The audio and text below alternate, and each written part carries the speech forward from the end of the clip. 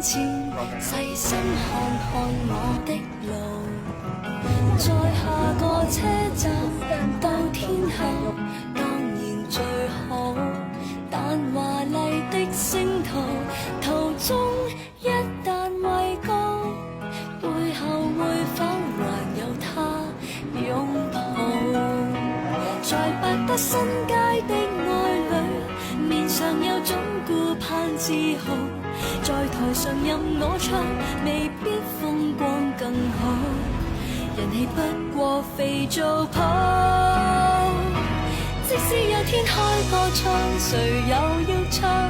他不可到現場，仍然仿似白活一場。不戀愛教我怎樣唱，幾多愛歌給我唱，還是勉強。